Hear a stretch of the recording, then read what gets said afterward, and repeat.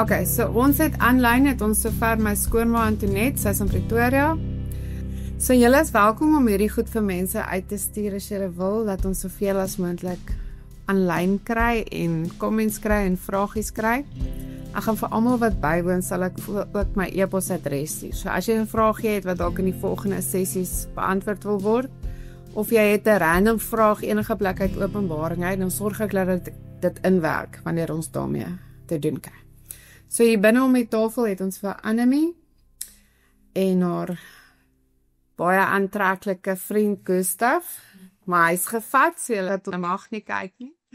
Jolandi is my vriendin, getroud met 2 seuns, en Chantal is my therapist, my massage-therapist. Sy is geskei met 2 dogtertjies, maar sy is ook verliefde. So het ons nou al gedink, waar gaan jong vrouens en dames as hulle, en jong as hulle bietjie mense wil ontmoet en graag weer met 'n Christen wil trou. So waar beter as op so 'n platform. So as julle jong mense ken wat nie op 'n dating app wil gaan nie, nooi hulle Bybelskool toe, ons doen sommer 2 vleue teen kwam. So hierdie ding, as die recordings mooi werk, kan ons dit wêreldwyd uitstuur. Jy kan dit vir familie of vriende, jy hoef nie in Mosselbaai te wees om dit te kan sien. Okay, so dis die plan. So kom ons maak eens ons oogies toe en dan vra ons vir die Here om te help.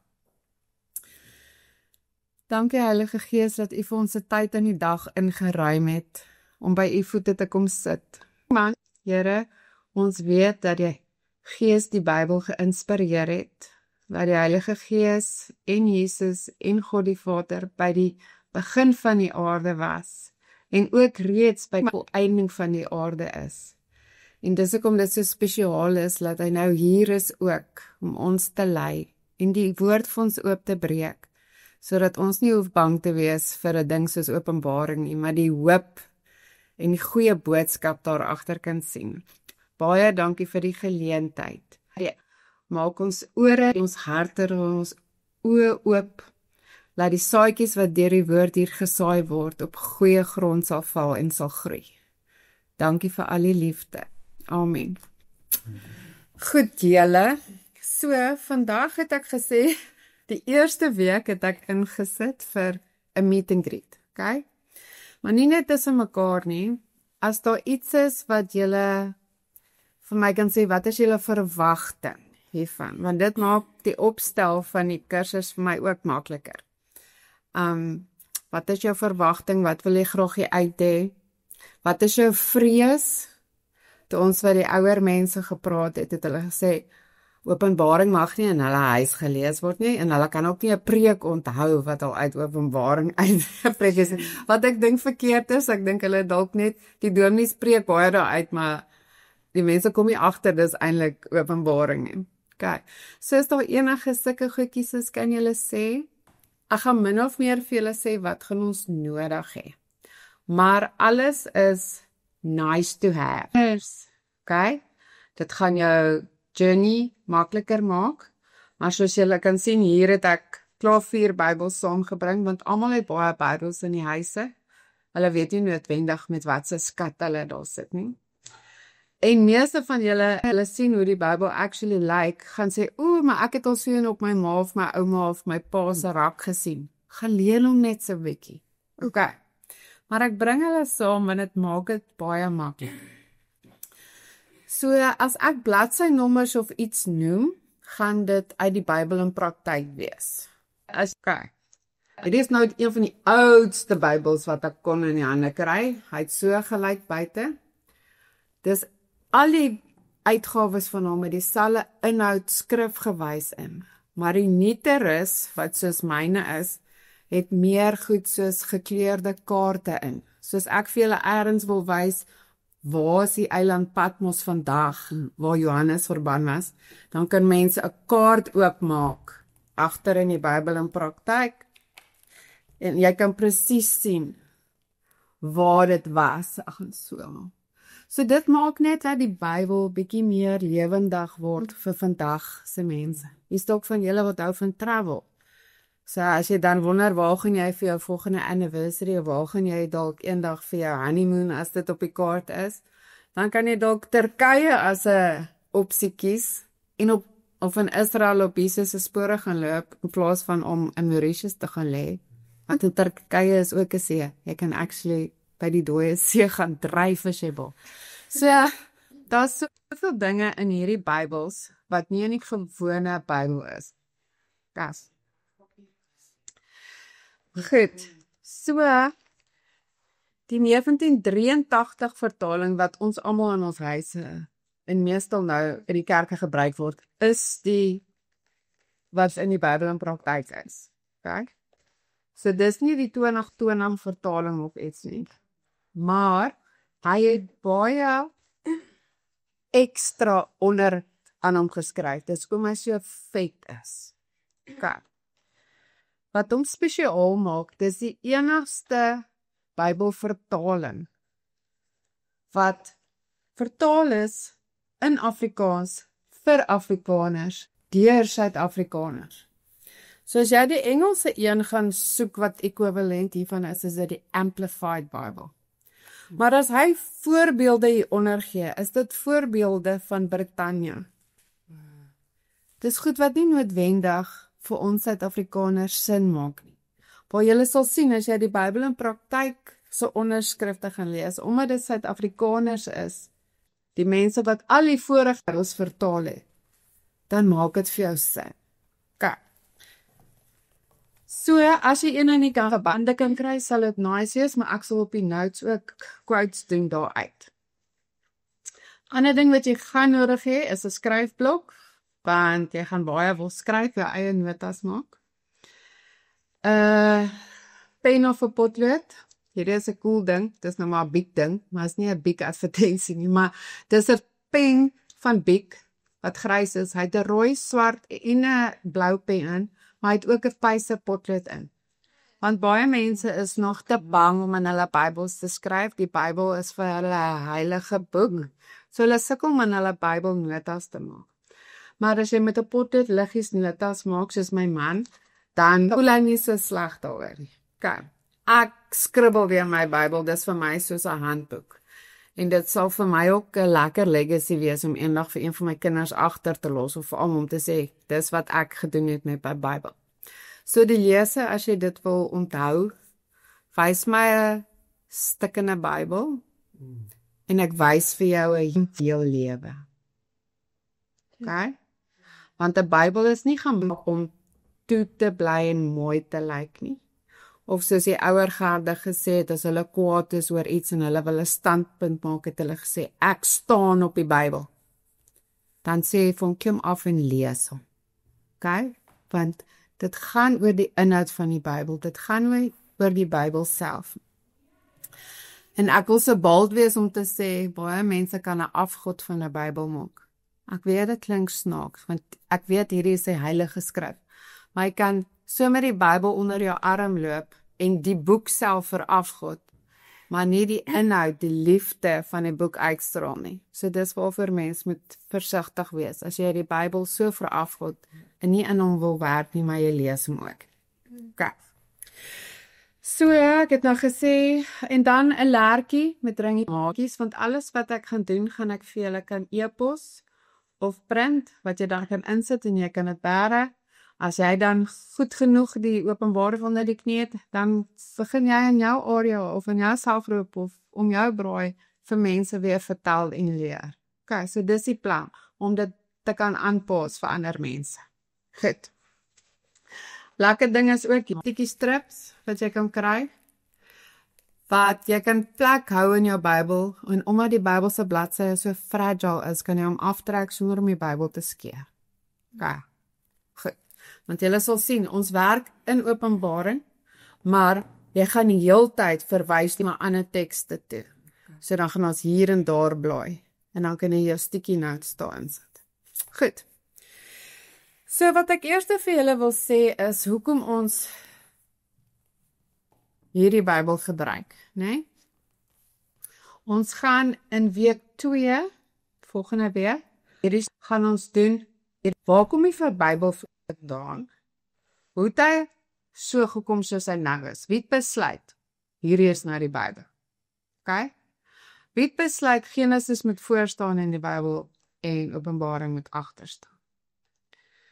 Simpel ding soos, as jy aan 'n kar se engine wil werk, en jy het nog nie Google gehad nie, sou daar 'n boekrak in die huis gewees het met boeke van karre se engines. En daar sal 'n boekrak gewees het in jou ma se kombuis met kookboeke in. En in jou kind se kamer sal daar boekies gewees het van hoe om te leer lees. So as jy aan 'n kar se engine bewerk, sou jy mos nou nie na jou ma se kombuis toe gegaan het en 'n kookboek afgehaal het. Want dan gaan jy in die engine kon werk. Net soos as jy 'n koek wou bak, sou jy nou na die kinderkamer toe gegaan het en 'n kinderboek gaan haal het, né? So hierdie is 66 aparte boeke. As jy nie weet wat jy lees of waarna jy soek nie, gaan jy die verkeerde ding uit konteks uithaal en hom op 'n verkeerde manier toepas. So dis hoekom ons volgende week net eers moet kyk, wat is die Bybel, waar kom hy vandaan en hoe werk ons met hom? Want ja, Genesis vertel ons van die oudste tyd. Openbaring is die nuuts geskryfde boek, maar die ander boeke in die Bybel volg glad nie noodwendig op mekaar tydlyn gewys. En dis belangrik, as jy nou sien, die ding het hier gebeur en daarna gebeur die volgende ding, dan dink jy, hierdie Bybel maak nie sin nie. En 'n ou wat met jou sou wou stry, gaan na jou toe kom en sê dit en dit, en dan kan jy vir hom sê, ja, maar dit werk nie so nie, dis nie hoe dit gebeur het. Okay. So dis nog iets wat die Bybel in praktyk baie spesiaal maak. In die middel van die Bybel in praktyk. Ek sê nou in die middel, maar dis nie letterlik in die middel nie, jy kan sien hy lyk so, né? So hierdie kant is die Ou Testament. Okay? Boeke waaruit ons nie lief is om te lees, want dis gory en dis moeilik en daar's oorlog en daar's mishandeling. Daar's sulke goedie. Hierdie stukkie is die Nuwe Testament. Dis die goed waarvan ons hou van om te lees. Is goed voel goed. Dit is relevant. Ons kan meer vereenselwig daarmee. Maar die enigste rede wat die verskil tussen die Ou en die Nuwe Testament maak, want is dieselfde God, is dieselfde drie-eenheid. Die enigste verskil tussen die twee is hierdie stukkie bladsy wat ek in die middel so oplag.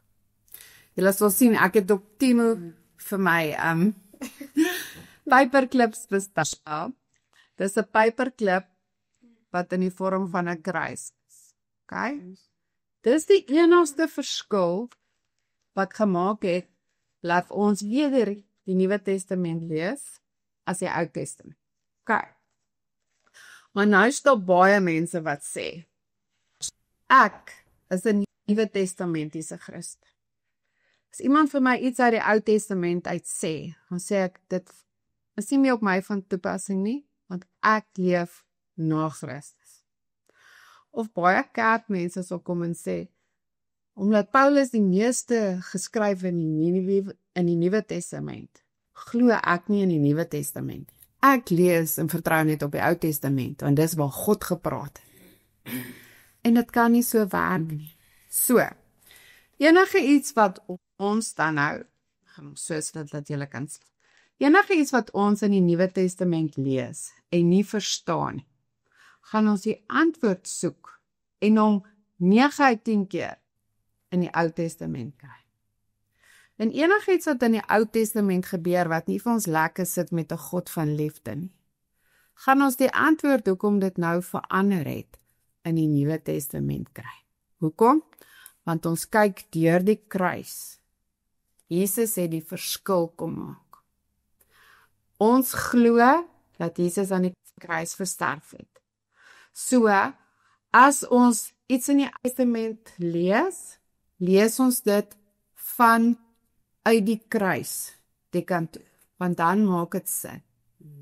As ons iets in die Nuwe Testament lees ons dit asof die kruis nog moes kom, en dis hoekom dit nog vir ons nie lekker voel, of lekker lyk, of lekker klink.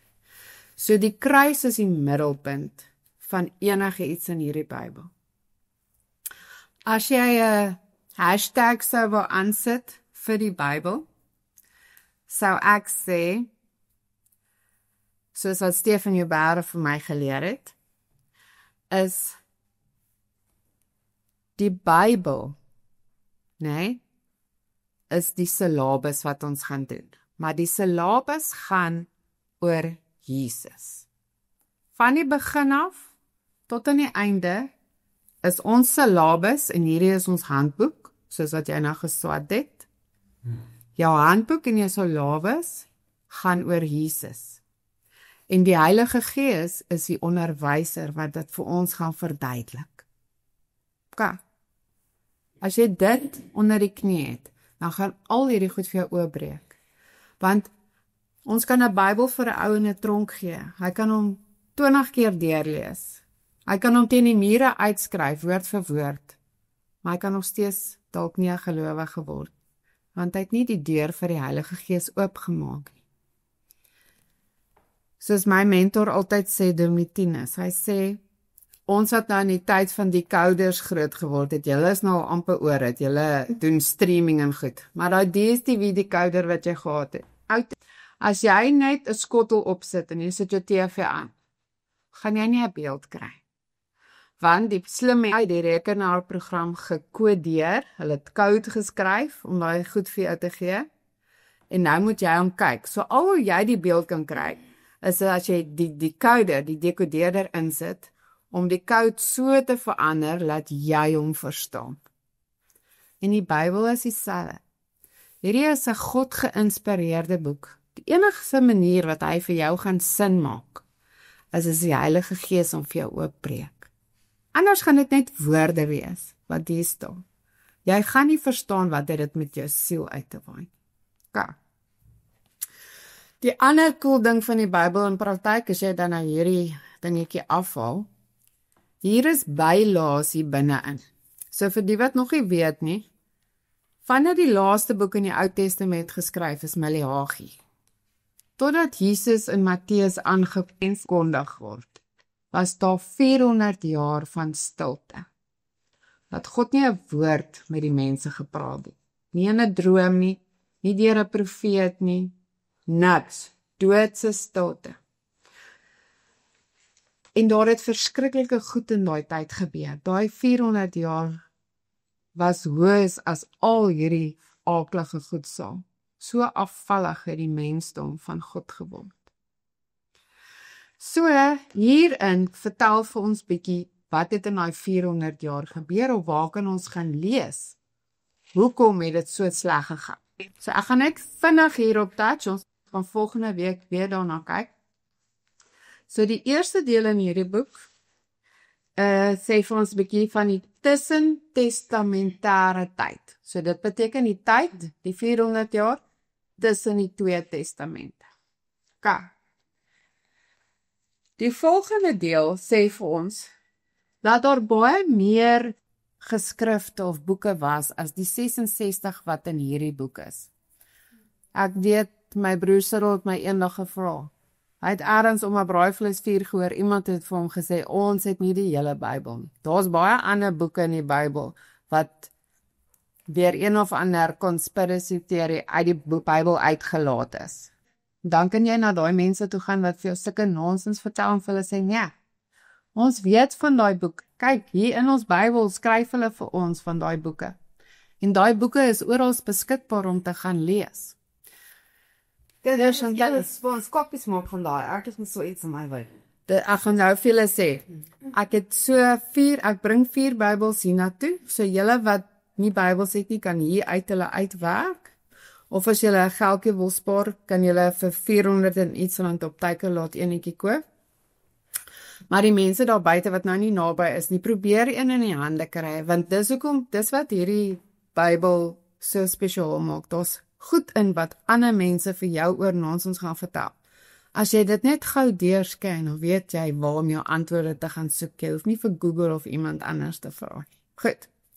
So 'n lekker ding wat julle hierin kan sien is die apokryfe boek, en dis die boeke waaroor my broer my gevra het. Maar behalwe vir die apokryfe boeke, is daar nog baie ander boeke wat ook nie die boek gehaal het. Wat ook beskikbaar is vir ons om te lees as Christene. Is nie 'n sonde om dit te gaan lees. Soos byvoorbeeld, hulle sal hier vir jou sê, hier's al die boeke se name, met so 3 of 4 sinnetjies van 'n samevatting van waaroor daai boek gaan. Okay.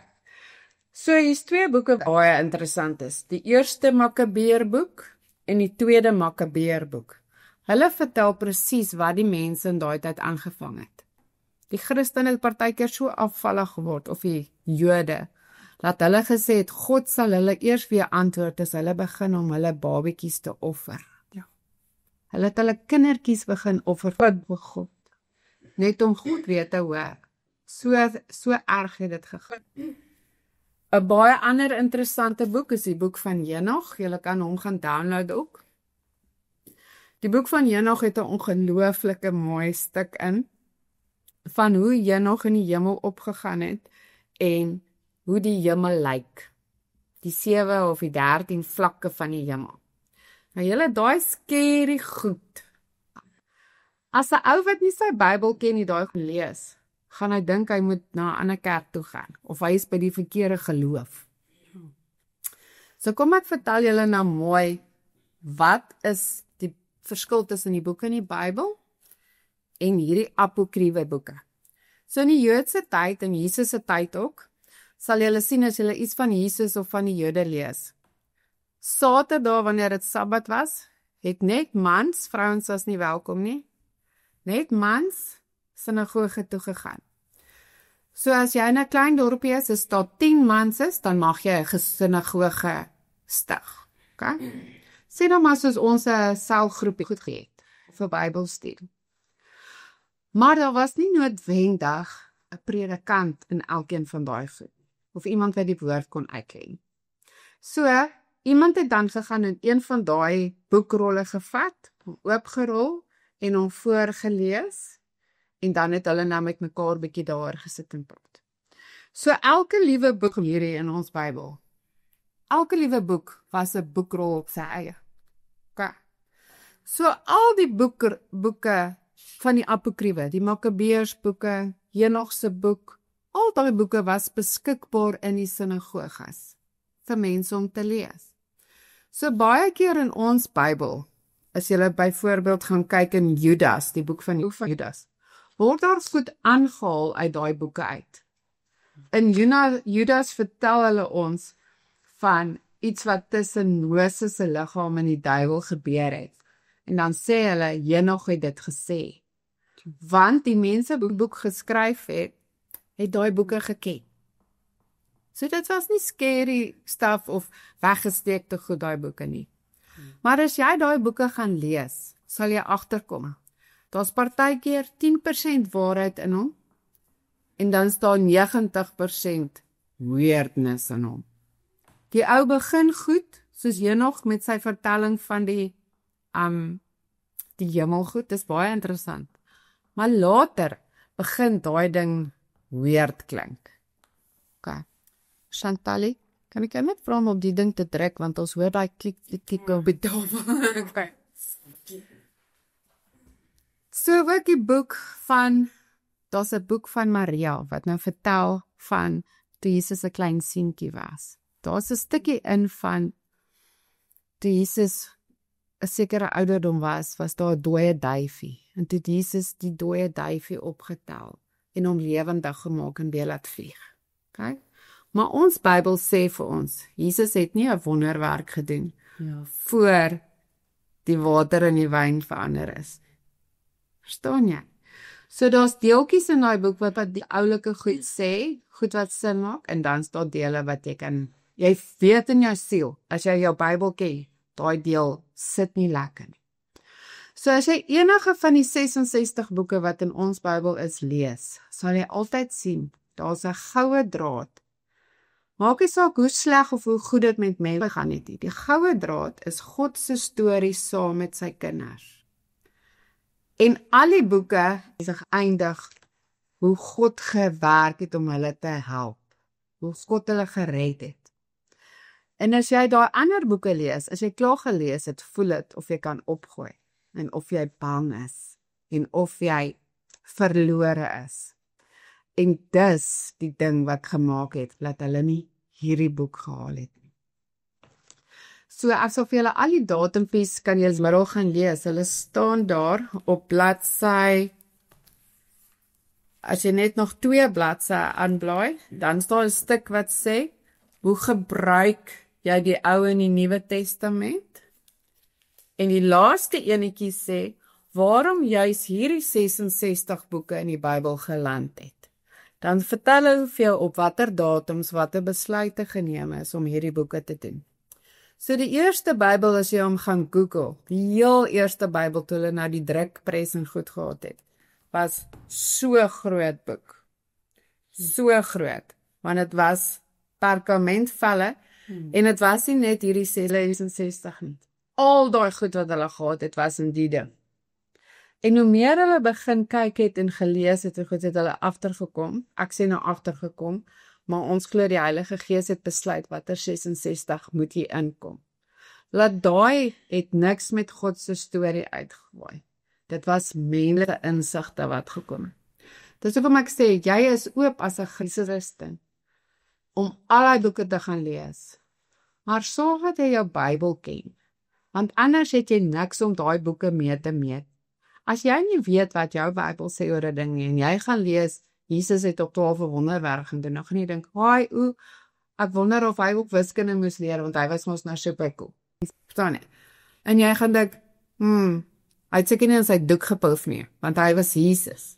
Maar Jesus was 'n gewone mens, hy was honger, hy was dors, hy was hartseer. Hy het nie wonderwerke gedoen, tot nadat hy gedoop is. So dan kan daai boek nie weeg as die waarheid, as jy weet wat in jou Bybel staan. So dis hoekom die ouer mense gesê het, mens mag nie daai boeke lees nie. Hulle is van die duiwel, want hulle was bang mense raak afvallig of teen mekaar. Maar as jy die moeite wil doen, lees eers jou eie Bybel, en dan gaan lees jy daai boeke. OK, hulle is oop vir almal om te lees. Goed, so hier's lekker stukke oor die apokriewe boeke hierin. Dan die volgende lekker ding van hierdie Bybel is, hier is by elke hoofstuk, ek gaan nou vir julle by Openbaring oop.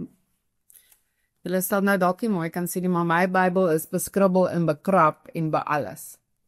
So, as jy nou Openbaring oopmaak, gee hy vir jou 'n tydlyn by meeste van die boeke. Gee hy vir jou 'n tydlyn van wanneer die boek geskryf is, wie het hom geskryf, wat is die doel, die hoofdoel van die boek, wat die bedoeling was vir watter mense, want as jy 'n boek skryf vir gelowiges, dan kan jy goed aanhaal uit die Ou Testament uit, want hulle het die Ou Testament geken. Maar as jy nou, soos Paulus een van sy boeke vir die ongelowiges gaan skryf, mense wat Egiptiese aanbid en kan jy nie aanhalings uit die Ou Testament uitmaak nie, want hulle het nie die Ou Testament geken. Verstaan nie? So dit maak dat jy jou boek beter verstaan, as jy weet vir watter audience dit geskryf is. En dit word alles hier voorin gesit. Soos by Openbaring gee hulle vir ons 'n doel, die doel van die boek, die skrywer, wie was die skrywer, aan wie is dit geadresseer, so vir wie het hy geskryf, die ontstaan tyd, hoe oud die persoon was, of wanneer het gestaan, hulle gee die kernvers, die belangrike plekke, dis hoekom die kaarte so lekker is. En dan staan baie verder opmerkings, soos hieronder is op 'n opmerking van, wat is die apokaliptiese deel daarvan. Okay? En dit verwys weer na Daniël.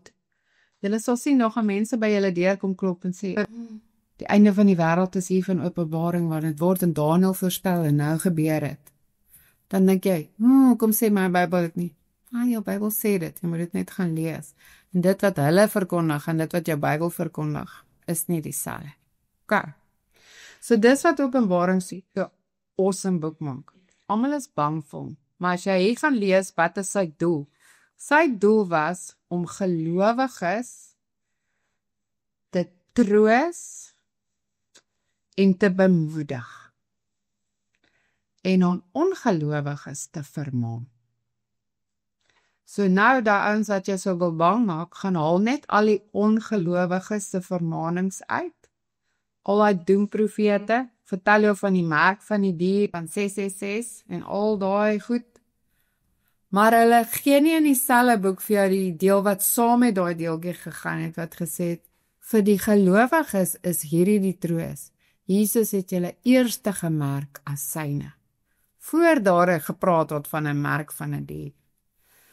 Verstaan jy? So as jy weet, hierdie is 'n boek van hoop en van troos en van byt vas, gaan jy mos baie anders aan hom lees, as wat jy hom gaan begin lees as 'n bangman boek. OK. Dis net soos die een dominee wat vir 'n hele jaar, elke jaar gepreek het. Elke dag, elke Sondag gepreek. En einde van die jaar net voor Kersfees so sê, ek moet bieg, ek is so jammer gemeente, maar ek het hierdie hele jaar vir julle goed vertel, wat die mense in 2025 eers moes hoor. Jammer, julle moet maak of julle dit nie gehoor het. En dis wat gebeur as 'n ou by jou kom en sê Openbaring is geskryf om die einde van die aarde te voorspel en om 'n doemprofeet te wees. Want Openbaring is geskryf vir die mense wat in daai tyd geleef het. En dan kom maar 'n stukkie by wat sê, hulle hoef nie bang te wees nie, want hier is so 'n klein kykie van hoe die einde gaan lyk, want God is klaar aan die einde. Kom, kyk hoe lyk dit, kyk waar gaan die gelowiges heen, moenie bang wees nie, byt vas. OK. So ons gaan in die 30 weke probeer om 'n hoofstuk op beslag te doen. Maar julle sal sien hoofstuk 1 tot 3 word daar 7 briewe vir 7 gemeentes geskryf. En dis sulke interessante briewe, laat ons 1 week aan 'n brief gaan spandeer. OK. So ons gaan by 10 weke nog by Openbaring 3 sit, maar dis hoekom. OK. So as julle reg is met dit, dan is dit vir vanaand. Laat julle net bietjie sien, as daar iemand is wat 'n Bybel in praktyk nodig het en nie een het nie, skree dan kyk ons, so kan ons 'n plan maak. Maar as jy by jou huis Bybelstudie doen, en Jolanie het dit ook net nou bevestig hoe sy dit ervaar, is hoe meer Bybelvertalings, Engels, Afrikaans, 53, 83, 33, hoe meer Bybel sy oop het op dieselfde stuk, hoe meer word die prentjie oop. Daar is nie 'n Bybel wat iets sê wat jy nie kan saamvat. En onthou, die Bybels, of die boekrolle wat daar in die sinagoges was, het nie hoeke of verse gehad nie. Dit was een aan mekaar stuk ding wat jy moes gelees het. So, as jy die guts het, en net ergens 'n stolgaatjie, wanneer ons met Openbaring besig is, gaan sit en lees, scan lees net gou die boek deur, asof daar nie verse in hoofstukke is. Want julle sal sien, selfs die Engelse Bybel wat ek saamgebring het, die New King James Version, het verse in, maar hy glad nie sulke opskrifies in sy hoofstukke nie. Die Afrikaanse Bybel het opskrifies in, maar jy kan sien, daai opskrifies sit op 'n plek waar die vorige een nog nie eintlik klaar gepraat het. Dan wonder jy, wat soek die opskrif hier nou hier? Dis maar net vir mense wat goed wou opsoek om dit makliker te kry. Maar dis nie die Bybel gelyk het nie. Daar was nie eers hoofstuk nie, dit was een aan mekaar stuk brief. OK. En dit maak dat 'n ou nie 'n vers of 'n hoofstukkie kan gaan uithaal in 'n nuwe kerkvorm daaroor. Of 'n hele nuwe geloof maak oor 'n stukkie wat hy gelees het. Want die stukkie het nie so daar aangekom nie. Daar het 'n hele boek daaraan. As jy die boek van voor tot agter gelees het en dan besluit jy, dis wat nou moet gebeur, dan sal ek met jou begin praat. Maar as jy met my kom, versie wat uit kontemetriks uit is, gaan ek vir jou sê, gaan lees weer. OK. En dan die ander exciting ding wat ek net ten slotte gou vir julle wil sê, hierdie is 'n baie spesiale Bybel. Dis die New King James, maar dis die red letter version. OK. Wat hom so spesiaal maak is, as jy 'n stuk lees in die Nuwe Testament, en iemand soos Lukas, haal Jesus se woorde aan wat Jesus gesê het. Onthou jy op skool moes jy gesê dubbelpunt, aanhalingsteken, en dan sê jy die quote wat die persoon gesê het, né? Alles wat Jesus self gesê het, word in hierdie boek in rooi letters gedruk. waar is Matteus? Kyk hier so, ek weet nie of julle dit sal kan sien nie. Ja, maar alles in die boek, waar is die kamer?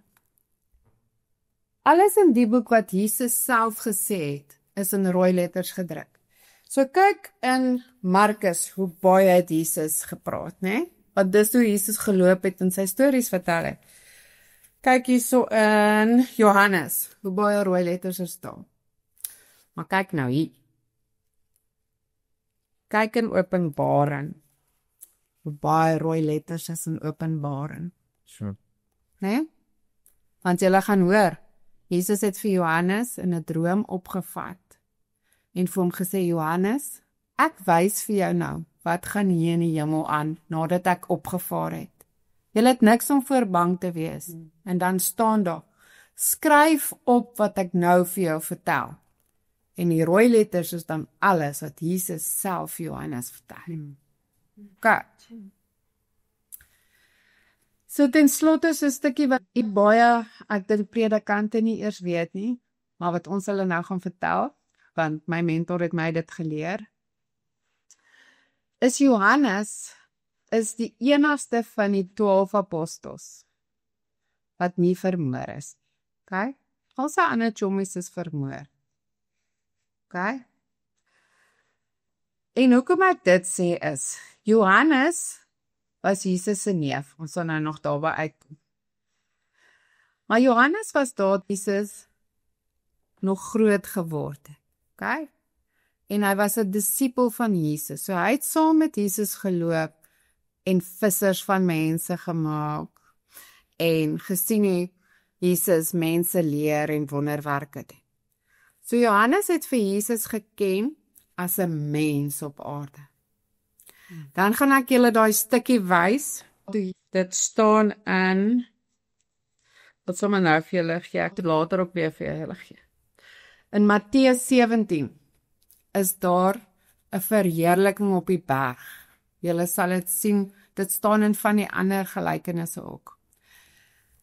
Jesus en Johannes en Petrus en Jakobus het opgegaan op 'n berg, en daar het God in 'n wolk afgekom en Moses en Elia was ook daar.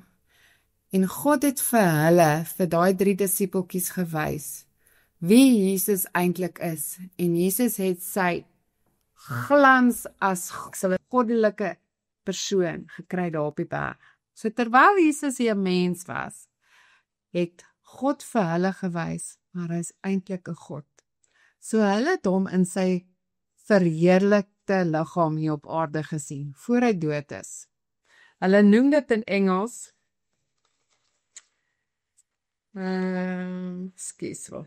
transfigurasie. Dis soos wanneer Superman op die aarde Clark Kent was, maar dan het hy vir so 'n oomblik uitgekom. Okay?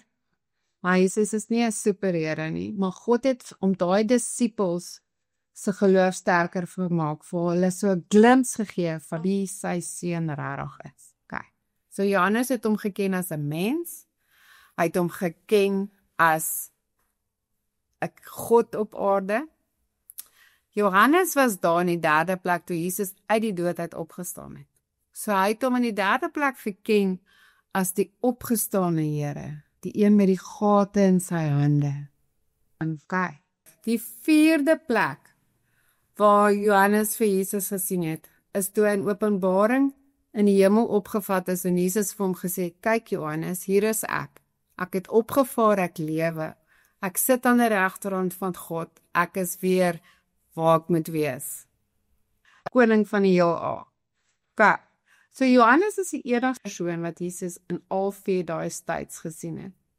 En dit maak Openbaring so spesiaal, want Johannes was so oud, dat hy vir ons al die stories as 'n getuie kom opskryf het. Hy hoef nie by iemand te gehoor het wat het gebeur. Hy hoef nie by iemand te gehoor het, soos by Paulus nie, want Johannes het gesien hoe word Paulus doodgemaak. Johannes het al daai ouens oorleef. So hierdie boek Openbaring is 'n samevatting van alles in die Nuwe Testament. Dis 'n ongelooflike special boek. Okay. So ek hoop julle is excited oor Openbaring en dat julle vriende gaan nooi en sê, kom hoor, Openbaring is nie scary nie, is 'n lekker boek om te lees. Okay. Dankie vir julle wat ingeskakel is. Dankie vir julle tyd. Ons is baie lief vir julle. Sien julle volgende donderdag, selfde plek, selfde tyd. Bye.